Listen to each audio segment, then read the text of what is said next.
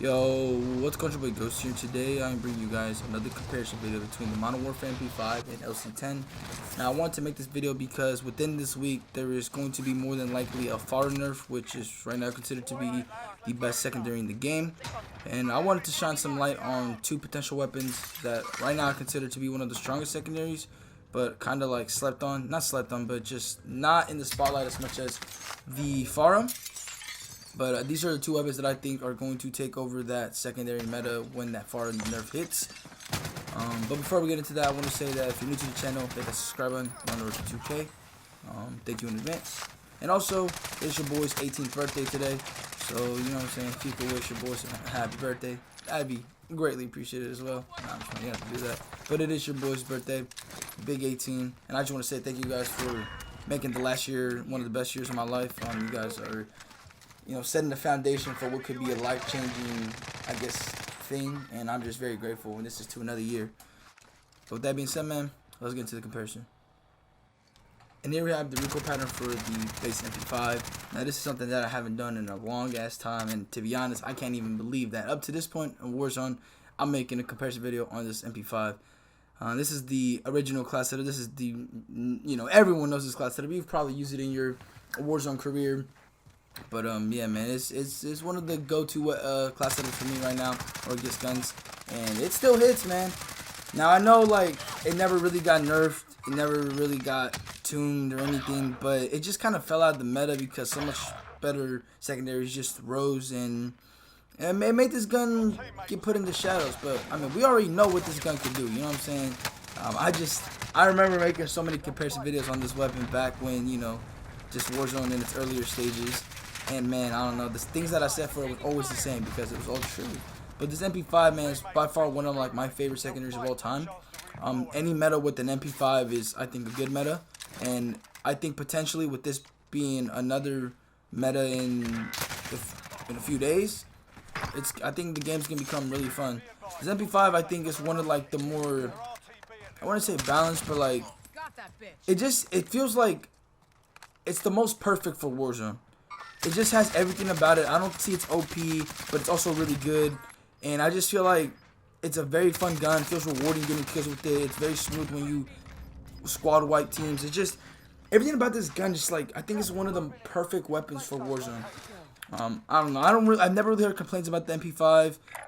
Actually, maybe aside for the hipfire. I think the hipfire, if you guys remember, the 5 milliwatt laser in Merc, even though they did nerf it, it's still pretty good. The hipfire, which a lot of people are actually, that's one of the main reasons why some people are switching over to the MP5 now. I know if you guys have noticed, if you watch Swag, he's been on the MP5 wave since pretty much the new season.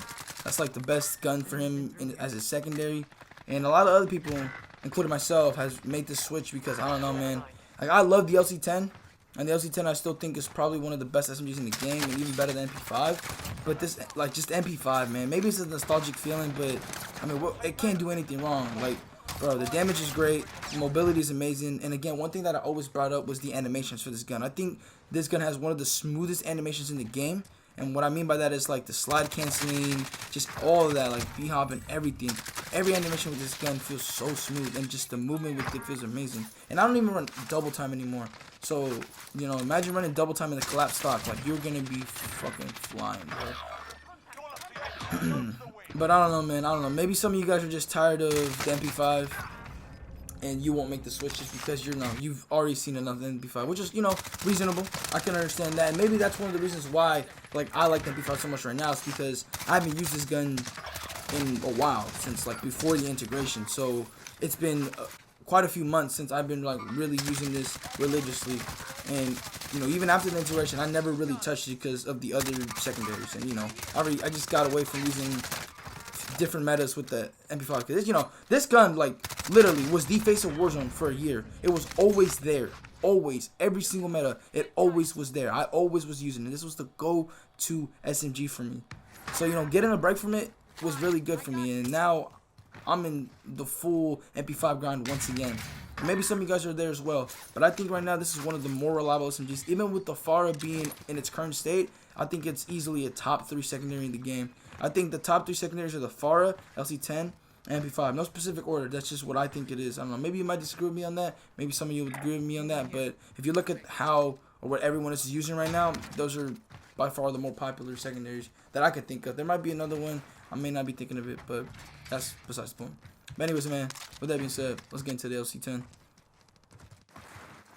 And here we have the LC10's recoil pattern, which as you're going to see here, is actually a lot more than the MP5 in its base state. But to be honest, when I use it with fully, with all its attachments, the LC10 does feel a lot better in terms of like recoil and just range. One of the downsides, in my opinion, about the MP5 is just the range. I don't think it has it as much as the LC10. Yes, you can beat people at medium range.